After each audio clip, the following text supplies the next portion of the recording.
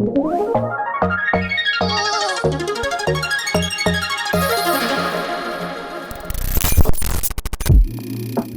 to Good For Me, a podcast where producers, artists, and creators share the real stories behind the music. Today's guest is Lophiile, the Grammy Award-winning producer, multi-instrumentalist, and DJ whose genre-blending sound has helped shape records for H.E.R, Alina Baraz, Jack Harlow, BTS, and Duckwrth. In this episode, we talk about his musical roots, creative process, and the lessons he's learned building a career across genres. This is Good For Me. Let's get it.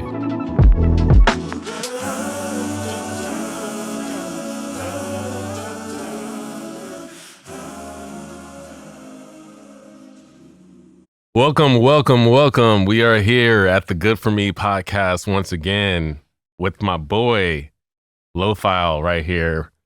Live and breathing. What's up? Fresh. Looking fresh. Well, thank you. Doing this thing. Doing a lot of things right now. You got a lot of stuff on your plate right now. Yeah. Mm-hmm. Yeah, I see you kind of, I don't know, you're almost like a Renaissance man with when it comes to music. So I had to get you on the podcast and ask you a few things. Yeah. You know, check on like what you've been doing. Yeah, cool. Yeah. Yeah, man. Yeah, just been keeping it going and yeah, that I do bounce around a lot. And a lot of it is just due to being like super ADD with like what's interesting, you know? Yeah. I mean, yeah, you got a lot of interest. Like I even seen, it's hard to catch up with you because, bro, you be snowboarding and doing all kinds of X Games shit that I can't keep up with it, but it's dope as fuck. And I always want to ask you, like, even with that kind of stuff, like, does that feed into the music? Like with you, production is like your forte, but I want to know what like the sports stuff, the snowboarding stuff, like does that have something to do with it too? Yeah, I mean, in a lot of ways, you know, there's no real direct line that, I mean, maybe there is, but to be honest, it's just about moving my body, getting really obsessed with something else, just so I have the energy to be obsessed with music. And just, you know, I realize that it's really about mindfulness because like every therapist in the world will tell you like, oh, the key to like being happier is doing things that are mindful. And I've always wondered why I feel very euphoric after a whole day of snowboarding or whatever. And a lot of people do. And it's because I spent, 8 hours moving my body and not thinking about anything other than this. And also I just grew up in the 90s. So I think all that stuff's rad. Yeah. You know what I mean? And you grew up in Washington, right? Yeah. Yeah, so I'm assuming like all that, that outdoors like feel was big out there. Like that's kind of shaped your childhood, right? Oh yeah, shout out to my dad. Well, both my parents really, but my dad for really really igniting a love for the outdoors because it does keep me super grounded and it just always gives me like perspective. Like it really really bogged down and like music thing and how the career's going and how this is doing, ups and downs. And then every time I get outside, I'm just like, it doesn't matter. Like, relax. Right. You know what I mean? So yeah, it's a huge part of my soul. That's dope. And your parents, both of them are like musicians, right? Like, yeah, I grew up in the church. My mom was a singer. She's done her own albums. Before crazy. Yeah, before I could even drive, she had like 3 or 4 albums. Damn. Yeah, so she was really active doing that. And then my dad, when he was younger and stuff, he was a virtuoso trumpet player and piano player. And then when my mom was doing her thing, he was always doing the sound for her. Oh, wow. So, I was like wrapping cables when I was a little kid. He said, this is an XLR, this is an RCA. So I feel like the two kind of like meshed into like being a producer. And then did that have something to do with the like DJ tech side too? Like you growing up learning the engineering side and how like to track and do all that kind of stuff? Like, yeah, I mean, I feel like the text, I never would have sat down and been like, oh, I'm so into tech, like I'm like so interested in like whatever. It was more of a necessity. It was like, I just hated like when I would try to do something or I just didn't like the attitude that some people had where it's like, oh, I like wanted to make beats or record this vocal, but it just got hard and I didn't do it, and now I don't do it. Right. And I just always thought that was so lame. I'm like, just figure it out. So just gave up. Yeah, you know what I mean? So like it was just kind of like a backlash to that, and then it just snowballed, you know? And then you end up you end up enjoying it. You're like, oh yeah, this is kind of cool, like getting all my stuff, just like learning stuff is cool. So yeah, just snowballed. And then with the DJ stuff, once again, shout out to my parents, because I mean, I'm just a little kid. I'm just saying stuff. And I just told my mom, I was like, oh yeah, I want to be a DJ. I must have been like 8. I just saw like a cartoon DJ with like turntables. And I was like, yeah, I want to do that. I didn't know what it was. But my mom, she just starts talking to her friends and finds out that one of her friends is a battle DJ, like turntablist DJ. And he gets really excited. He's like, yo, let me meet your son. And he like gives me all these VHSs of like DMC battles and like scratch. And then he took me to a battle, like a Guitar Center spin-off battle. I was like 9 or 10, maybe 11 or something. And I was like, oh yeah, I actually do want to do this. And then when I saw it for real, and then it just never ended. That's crazy. I just was like, I got a turntable for Christmas, just one, and like the worst mixer ever, but as my dad can afford. And I just, he was cutting in my room like a little kid, like all day. So yeah, just that's crazy. Cause like most people, I don't want to say most people, but a lot of kids out there, their parents weren't even that like instrumental and like supportive of the music stuff. Like, oh, you want to do that? Like at least you came from like the parents that are like, oh, here you go. There you go. Like learn this. Yeah, I honestly say I definitely hit the lottery with the support, because a lot of my homies, and you probably have homies like this too, will say, yeah, my parents didn't get it, but I pursued it anyways because it was my passion. That's what happened to me, yeah. You know what I mean? Oh, really? Same thing, yeah. Yeah, and I always respect that, because I feel like I would have folded. If my parents were always telling me like this is a waste of time, eventually I probably would have been like, yeah, and like not done it. But my parents both, I mean, my mom, she was really instrumental in just like my taste. She would always like play me music. And then my dad was super like instrumental on the like going for it thing. He's like, do it. The like, courage. Yeah. Yeah. He was always like, I want to do all this stuff and I never did it. I never got around to it. And it's just stupid that I didn't. Like, you should go do it. And, one day that turned into me after 1 year of college telling them like, I'm leaving, dropping out of college basically, and I'm going to move down to LA with like $300. And both of my parents were like, yeah. I mean, they had no money to like help me out, like they didn't, they could, it wasn't like a rich kid situation. They were just like, good luck, but you'll figure it out. They trusted that you will figure it out. Exactly. So did you have like that like holy shit moment in your career where you were like, damn, shit's actually like panning out, it's working out? I had to force myself to have that moment, because I think when you're determined and just kind of like a dreamer, a lot of times you kind of just keep looking at where you're not at. You kind of just keep going like, oh, but this guy's doing this and this, you know what I mean? It's just unhealthy after a while. That comparison. Yeah, exactly.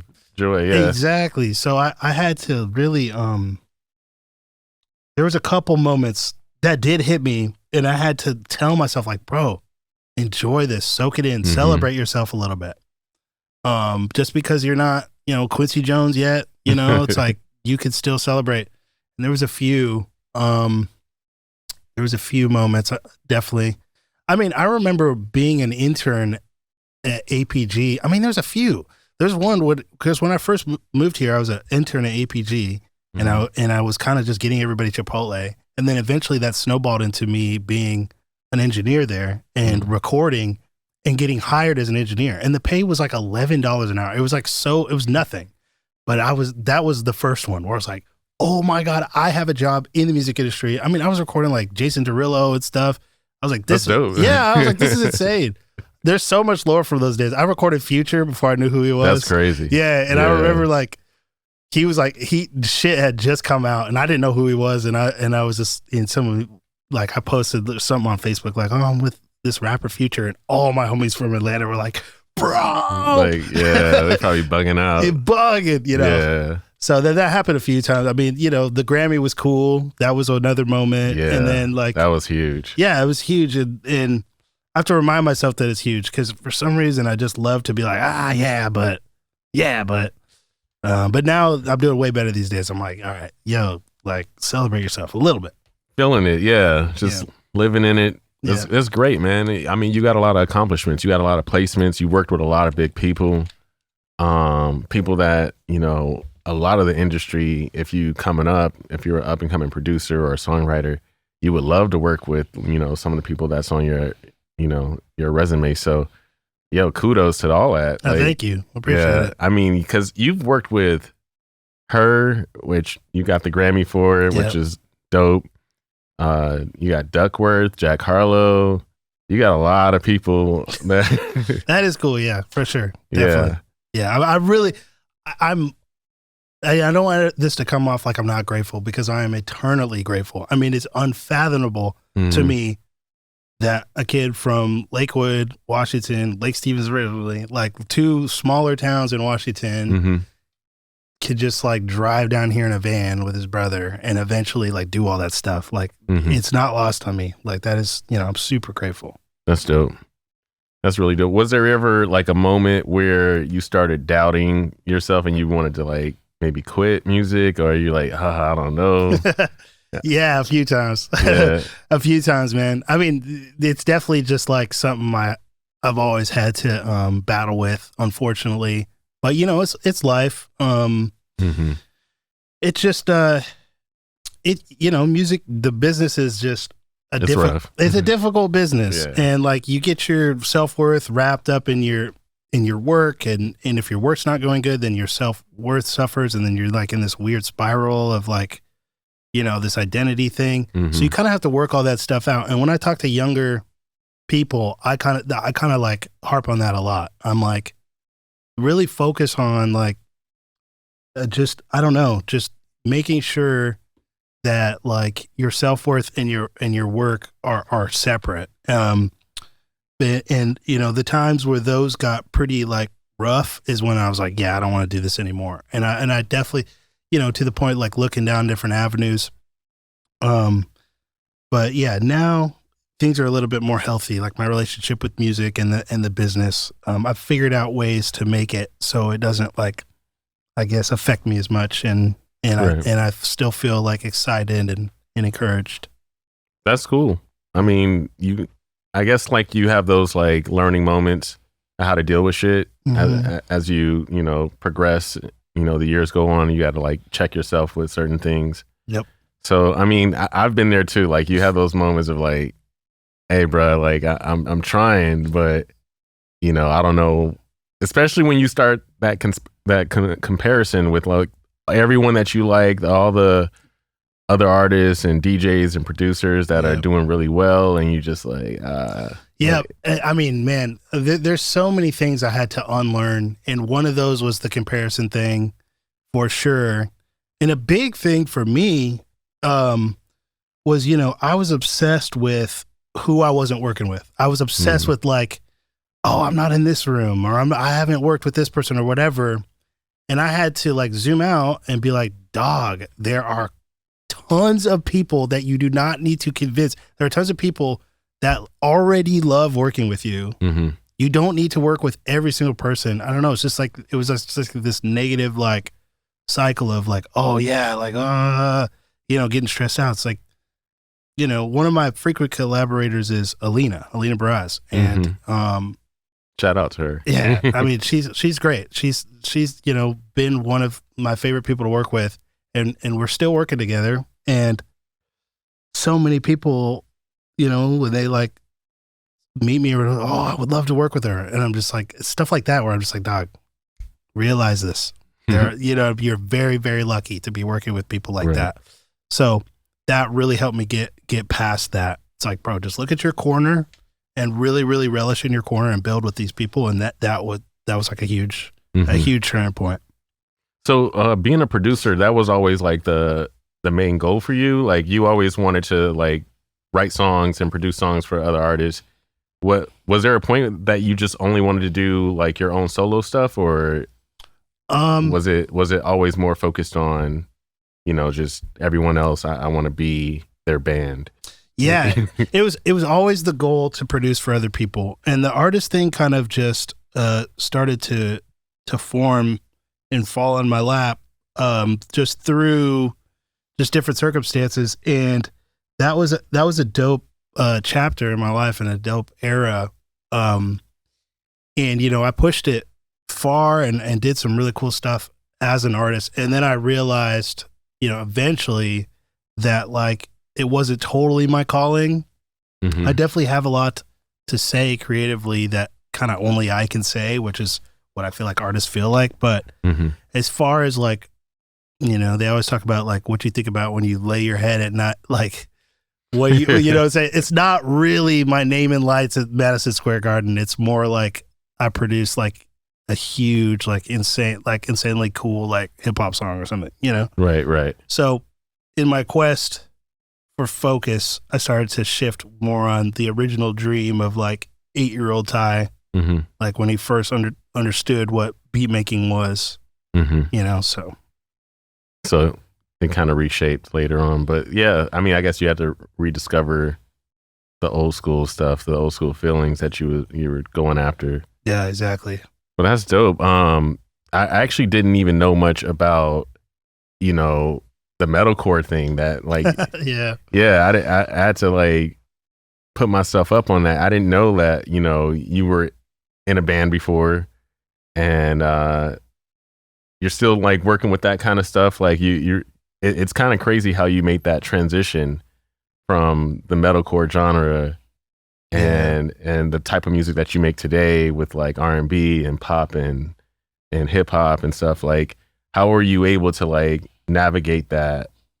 Yeah, so it's definitely been a crazy journey. Yeah, it was this weird parallel kind of childhood, because I have a twin brother and he does music too, and we kind of influence each other a lot.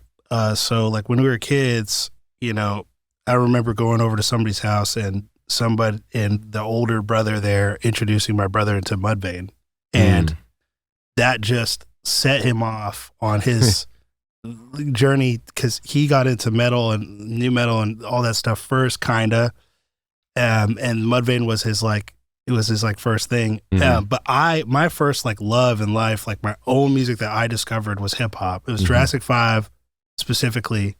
So I was really into that. And then Linkin Park and all this stuff started coming out. And I was like, oh, that's kind of, that's kind of cool. You know, me and my brother both on both sides of the aisle, like, what's going on over there is kind of cool. You know, and I'd show him like some hip hop stuff. And then I just remember like, and the turntablism in it. Yeah, like, exactly. And it was all just this perfect storm. And then like, I remember somebody showed me Parkway Drive, and I was like, oh, okay, I like this shit now too. And that's when I was fully into it. And so me and my brother, growing up, we equally loved soul, hip hop, R&B, gospel, you know, more of my mom's influence. And then we found this like hardcore stuff, metalcore stuff on our own. And then we were in bands. Like every band we were in high school was some sort of deathcore band or metalcore band. But then I was always making beats. So I was, you know, from the jump, I was always just this like two-faced kid that just loved the heavy shit and loved the hip hop stuff. And then, and then it was just weird. It's just destiny, like fate or whatever. And I met Tyler, and then, you know, we were just talking. He wanted to start a new band, and I was like, well, we could just, you know, let's do it. He's like, could you do like a hip hop beat for this part? And I was like, oh yeah, I've been making beats forever. And I, you know, and then it just snowballed and turned into Issues. And then it was like, that was the first thing I ever did that like actually had fans and stuff. So yeah, then so the other bands it was just more local thing. Yeah, way more local. And then with Issues, it was like, oh shit, we got people coming out to see us. You guys are on like Warped Tour and stuff. Yeah, because Tyler was already established. He was in Woe Is Me before, and then he went solo. And I actually met him when he was solo, and like I was like DJing for him, and then that's when he was talking about this new band. I was like, yo, you should let me like write for that or whatever. And so, you know, there was already a platform there. And so that's why I wanted to write for it. But then it just went way crazier than I could have ever imagined. I remember the first song we released, waking up the next day, and the YouTube video had like 40,000 plays. And that was unreal to me, because before that, I had like a SoundCloud account, and my most popular song had like 1,000 plays. I was like, yeah. After like that was a big. I remember these days. It was a big deal to have just like a couple thousand. It was like, yo, I'm feeling myself a little bit. Yeah, straight up. I was like, oh man, I'm a producer, bro. And then like, so Issues went insane, and I was still kind of like learning, how to really produce at the same time. My beats were cool, but I think we all had this phase of a producer where like you've made a couple really awesome beats, but to be consistent, you still need a couple more years. Right. And so that was happening at the same time the band was happening. Eventually left the band to pursue production full time. And that's when I started to really like get better at production. And it really was like starting my career over, because nobody in the pop or R&B world really knew or cared what was going on in the Warped Tour space. And even though we were like, a big band, comparatively in that space, Main Stage Warped Tour, was big to us. And, that was the closest little like bite of fame that I had too. Like for those 3 years that the band was like really on top, I was going to the mall and people were like taking pictures of me. I'm like, oh shit. Then they all grew up and like stopped caring. But for a few years, for years, I was like, okay, like what's up? And then when I like went into the R&B world, no one knew anything. Like, it's a different world. Yeah, there's like Warped Tour. I think Blink-182 was on that. Whatever. So it was like starting over. But then eventually made it happen. I think that's a funny thing that you just highlighted, like that the little hives or the little bubbles of the music industry when it comes to like genres. There's certain things that like this person might be huge. This artist or band might be at the top, the very top, and you go straight to a different genre and no one's ever heard of this person at all. They can walk by you and you're never gonna notice them. That's the kind of like switch off there is. Yeah, and I think that it happens. It progressively happens less and less like that. Like there's more like crossover these days than like back in the day. So like just from my anecdotal like noticing, because just social media and like the younger kids think it's cool to like everything. Whereas like, coming from like the 90s, it was very like, oh, you're a rock kid. You're this, You're a punk kid. You're a skater. And like, it's even within hip hop, you have like the backpackers over here. The backpackers, exactly. Yeah. So, but because I see that it happens less when there is like an isolated like world, I get really excited about it. I'm like, oh, what is this? Right. It's like turning over a cool rock, because it still exists, but I feel like it's harder to find because it's not as edgy these days to be like a punk kid that's like, yeah, I listen to Chief Keef. Like everyone's like, okay. Like, yeah, you know what I mean? But back then, like if you're like a punk kid and you're like, I have this Fabulous CD, everybody be like, what? You're not a real punk kid. We don't listen to Fabulous. The identity, like, you know what I mean? It was a little bit more strict. Yeah. I feel you.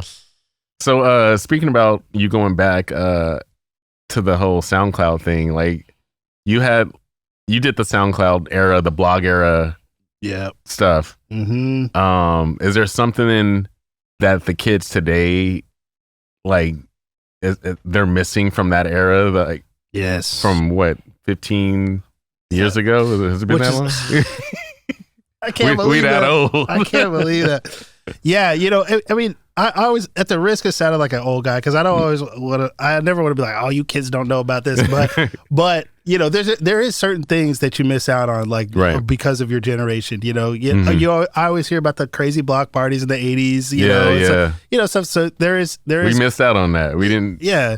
So there's a reality to it, and I think the sickest thing about SoundCloud, which I don't know if there's a parallel today. If there is, I would love to see it. But the sickest thing about SoundCloud was it was literally like digital DIY. Like it was like you were your own label, you were your own promoter, and it was just instant. I mean, these days, it's like, oh, we're putting it on DSPs. It takes 3 weeks to ingest, and it was just like, bro, people were making like insane music and then uploading it that day, and it was like going crazy. And like everyone was trying to one up each other, sometimes to a detriment, because it's like, whoa, okay. The loudness wars. yeah. But it was just like this insane like just environment of creativity and like immediacy and like direct contact, and like even from the comments to the parts. I mean, even just like a crazy part would happen, and like every comment's like, "What the?" The whole thing is just, the whole experience was just so cool, and it was dope. It was addicting, and like so many people and artists I discovered through that, and so many of my favorite songs. Also, it was just lawless. Like people, it was the Wild Wild West. Yeah, throwing like it was like unofficial Drake remixes. Just throwing like different like acapellas on stuff, and I mean, eventually they had to crack down on stuff, but before the algorithm, the copyright strikes and all that stuff, like it was crazy. So cool, man. Yeah. And like, still, when I play out, I don't DJ a ton, but when I do, I still play some from my likes on SoundCloud because it gets reactions. I'll play some deep cut, like it exists nowhere else. It's not on DSPs, sometimes not even on YouTube. It literally is on this SoundCloud link. And like, I just think that there's something just cool about that. It's like underground and like a culture. I don't know. You remember Hype Machine? Oh yeah. Yeah. Yeah. That was oh yeah. I mean, the blog culture, I don't think people really understood. Like if you're kind of young, you might not know that, like, that's kind of how we found all our music back then. Yes. At that time, like all the coolest, newest music that wasn't necessarily on iTunes where you can download. Yeah. Or, I mean, there was like legit CDs that you can go buy at Target or something. But, that the blogs, I was on the blogs like heavy. Dude, yeah. I mean, there was blogs were huge for the hip hop scene too. Like all the Dat Piff stuff, like Dat Piff. Yeah. I just remember like, so many rappers that went on to be huge artists, like would just make waves on Dat Piff first. Like, oh, you hear this new kid, Mac Miller, you hear this new, like, I mean, it was J. Wale. Yeah, J. Cole. I remember the first time I heard Kendrick was just some random, like, that shit's just cool because it's just anything grassroots is cool. And right, like, right. Anything that's like, we did it here in this random town that we're from, and we uploaded to the internet and it spread. That's just, I mean, it's just rad. You're just taking out the like machine of it. Yeah, I think it reminds me of like the old 90s like DJ Clue tapes, or like kind of like the mixtapes that DJs used to put out. Yeah. Like back in the day, and sell them at barbershops and swap meets and shit like that. Like that was our version of that. Yeah. The early internet version of that. And even before that, if you remember, like people used to blow up off MySpace. Oh yeah. Remember like just the player that they had, like you put your top songs up there, and like I remember like learned about Justice off MySpace. I learned about Skrillex on MySpace. Yeah, and that was huge in the like emo world too. Yeah, we had a band from Seattle called Scene Aesthetic, and they had this like emo song, just like they have an acoustic guitar. That shit went fucking double diamond on MySpace. Every single like emo girls like profile had that song, and they had a career after that. It was just crazy, man. This is crazy. I mean, a lot of people got discovered. Like this is before, like I feel like SoundCloud took the MySpace like just made it music only. Like but they took the same approach of like let's just have it on streaming that people can just click on it and go. But yeah, MySpace was something special. Like we were doing HTML. Yeah. We were learning how to code. Like, well, that's the thing too. This is what I was saying as far as like the resourcefulness. When just this generation, it's like, oh, I want a cool profile, so I learned HTML. Right. You know what I mean? I'm not saying like the kids aren't doing that now because they're doing it in their own ways, but it's just like I do get asked a lot, like why I know so many random things, and it's like, bro, it's just back then we just had to figure it out. I'd read books and figure it out. Right. There wasn't, a lot of stuff, a lot of tools that were just already available, like plug and play. You're just ready to go. Same thing when it comes down to production. Like I talk to a lot of like younger producers, and they'll, they kind of have so many shortcuts already built into the presets. Like the VSTs are already doing everything. I was like, do you know how long it took me to like understand how to sidechain compress. Like, yeah, like, straight up. I didn't even know what it was going on. I was listening to Bloody Beetroots and stuff, and I'm just like, yo, how they got that pumping? Yeah, Like, and the old Justice stuff, man. Yeah. Nah, for sure. I mean, yeah, exactly. And I think I always say, like, you know, the tools they advance and they catch up with the culture. You know, now you could make insane like dubstep sounds and stuff with just on splice, you know, whatever. Mhm. And obviously back then we had to like figure it out. But I always feel like the art does transcend. So like there's always somebody like a tastemaker or an artist or whatever Mhm. that will do something completely new that is not a preset, not something that you could just right, whip up on splice, and then everybody chases that. So, right, you know, even if like, you know, bro step has been solved by the masses of, you know, splice or whatever, it's like then it becomes like an emphasis on writing and creativity, and it's like there's always going to be like this horse out in front. yeah, But yeah, I remember when I first started making beats. I mean, when I would tell people that I was a beat maker or producer or wanted to be a producer, it was niche. It was a niche thing to say. I mean, there's no YouTube. Yeah, I remember this. You know what I mean? It was like, what do you mean? What does that mean or whatever? And like, It took you a while to even describe like what it meant, because most people just had no idea. yeah, no idea. I mean, myself included, until, I mean, I think it was Scratch, and like I watched like DJ Newmark being like, yeah, I got into turntablism then and I got into beat making, and I was like, what is beat making? And then it dawned on me that like, oh, all this shit that like Biggie raps over, someone has to make that music.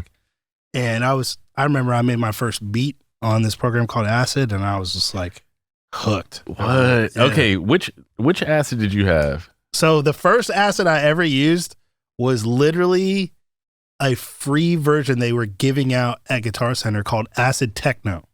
And it was like a super limited like version of Acid. It was $30 with a $30 rebate, and my dad, he was about them rebates, so he sent it in. He got his $30 back, so it was free, and it had like 200 loops. And you basically just like put these loops together, and then eventually I did get Acid Pro, 4 or something. I can't even remember. That's crazy. Yeah, That's crazy because like my first program was Acid Loops. Oh, really? Yeah. I was in high school and I didn't know anything about making beats. I just knew I liked the Neptunes. Oh, yeah. Yeah. Like I was crazy about the Neptunes. And I went to Best Buy. I got like I got the software that they used to sell. And back then, I don't think they didn't know about like downloads and actually like putting some sort of lock on it. Like back then you could still get it then load it on your computer and then take it back with the receipt. So that's crazy. Yo, that's funny. I was like 15. Sorry, Best Buy. Like, my bad. They're good. But hey, you inspired me to do something good with it. Yeah, like, that's dope. But yeah, I did the whole like that's a sick scam. That's like the scam. I love that. I downloaded and I was like, wait, I think I can take this back. I don't need this shit anymore. Yeah. That's crazy. So I literally had it on my computer. I started doing it that way, and it's all down from there. Yeah, bro, that's dope. Acid, it used to be Sonic Foundry, and then they went to Sony. Right. And then they shut it down. But I used a lot of that stuff. There was Vegas was like the video one. Oh, I've heard of that one. Yeah, so I had like the whole. I was like, bro, you couldn't tell me shit back then. I was like 14. I got Acid. I got Vegas. I can make video. This is an in-house production. It was insane. But yeah, I eventually moved on. It took me a while. I bounced around for like a few months, and then went to Cubase for a long time. Oh, Cubase. Yeah. I never did like open up Cubase. I never like, and I knew of a bunch of people. I think back then, back in like 2009, 10, I was like a big Bloody Beetroots fan, and I was like, oh, they're using Cubase. Yeah. Like I was like trying to figure out what's so different. I didn't really know that like most DAWs are like made the same. They're the same, yeah. They're the same. They got cool little features, Right. And Cubase served me well for a while. I did like it. I have like a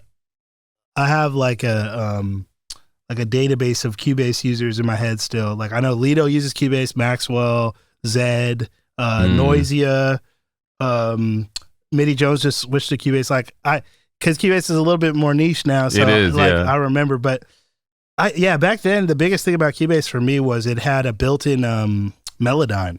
Like, really? They had, like tuning. Yeah.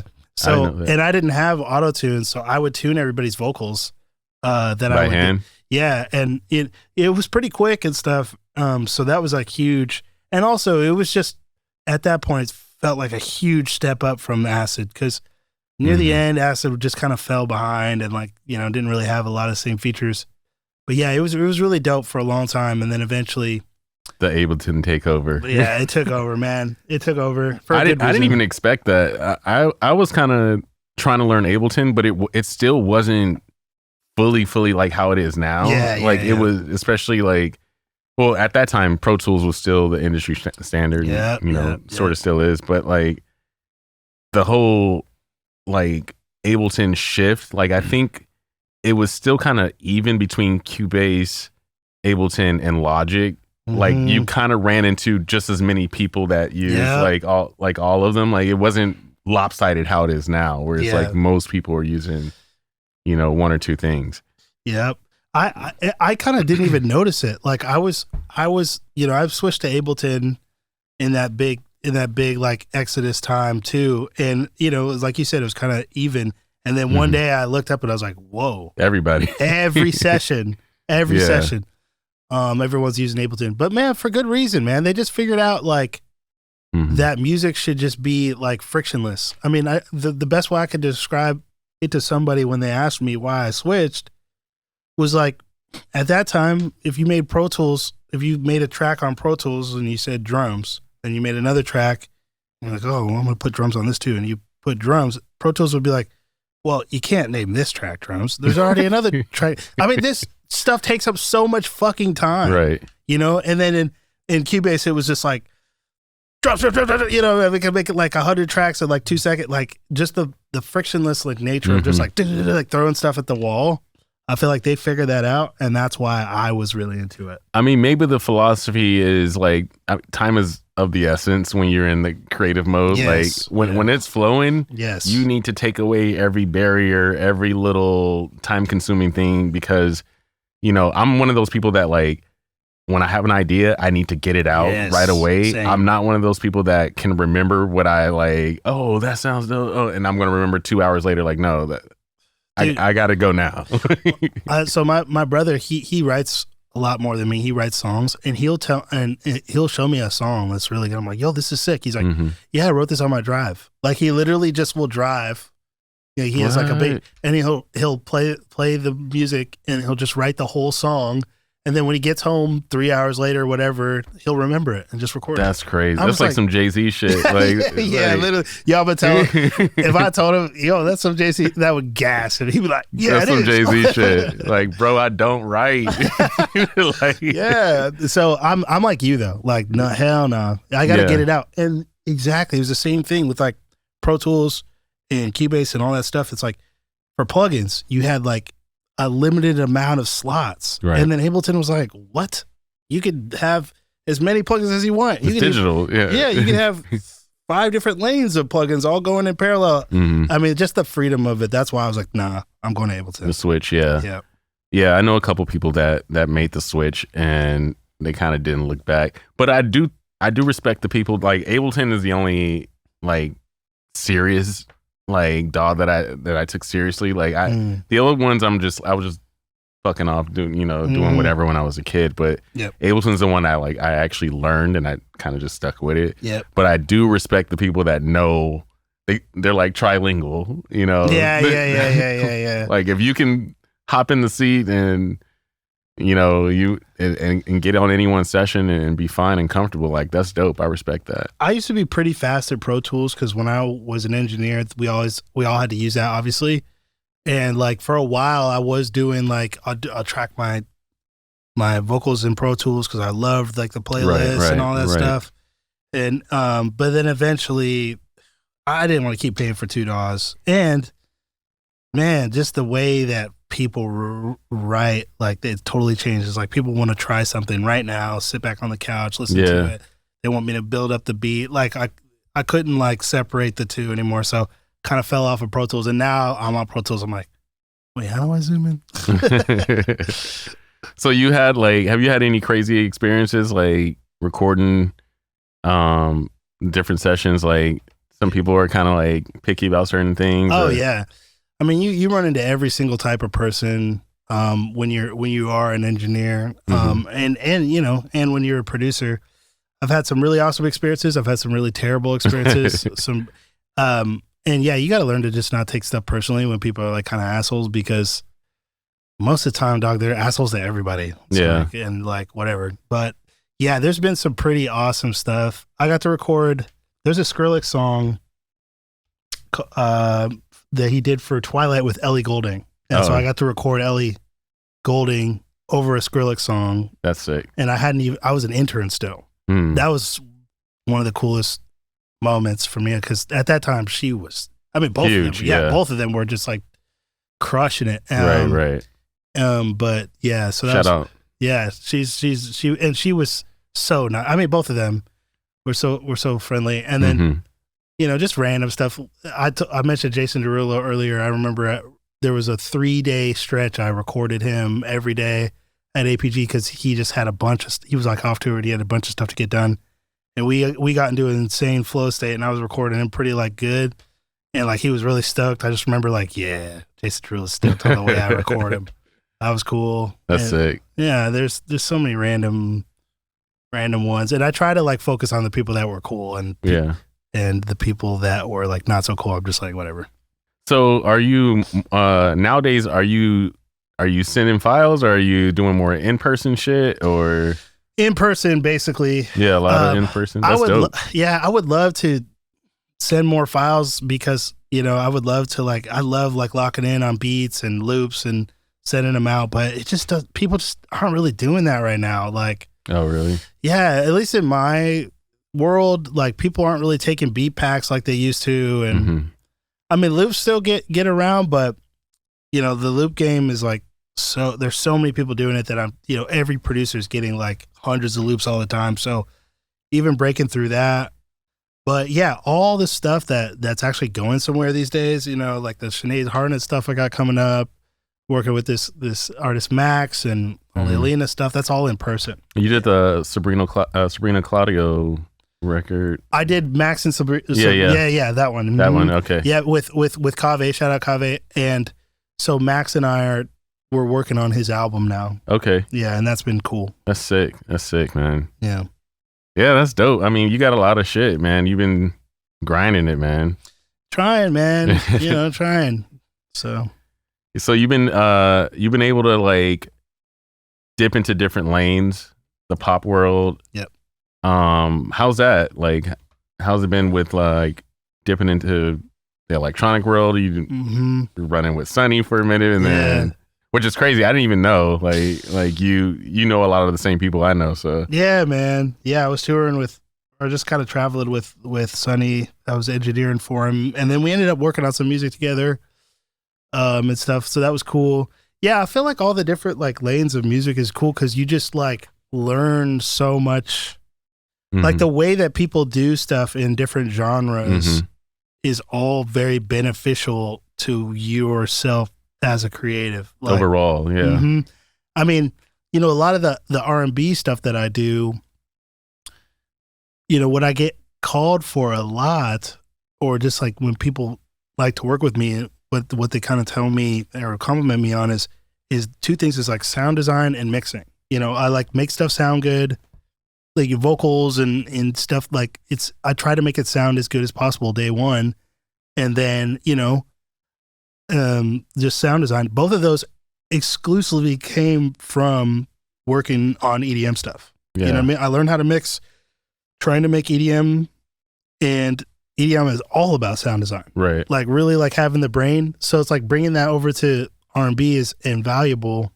Especially because, a genre like that, it's so easy to everything's been done. Yeah. And if you get a Rhodes piano and a side stick beat, you're kind of like already losing because it's like, dog. Everybody's done that. It's a beaten path. Yeah, it's just like, so if you can actually like figure out how to like, oh, if I play these chords with this one shot and, you know, this type of room verb and paying this over. And, you know, I don't even think about it. It just goes through because I spent so long making electronic music.